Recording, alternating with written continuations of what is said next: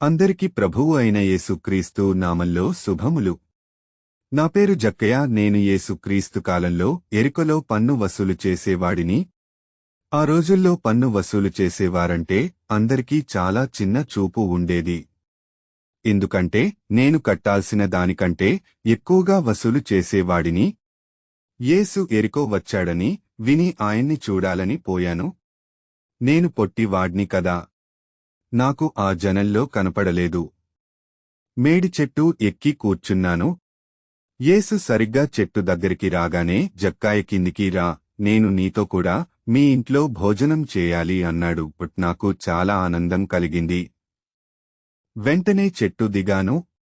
అందరూ యేసుని ఈ పాపి ఇంటికి ఈయన ఎందుకో వెళ్తున్నాడ్ అని అన్నారు. కాని యేసు మా ఇంట్లోకి రాగానే నా మనసు మారిపోయింది. నేను నా పాపాలు ఒప్పుకున్నాను. నేను అక్రమంగా తీసుకున్నవారికి 4 రెట్లు తిరిగి ఇచ్చేస్తా అన్నాను. నా ఆస్తి అమ్మి సగం భేదలకి ఇస్తాను అని నిర్ణయం తీసుకున్నాను. అప్పుడు యేసయ్య నా ఇంటికి రక్షణ వచ్చింది అన్నాడు. నేను అబ్రాహాము కుమారుడిని అన్నాడు. నేను పూర్తిగా మారిపోయాను. యేసయ్య మీ జీవితంలోకి వస్తే మీరు కూడా ఆశీర్వదించబడతారు.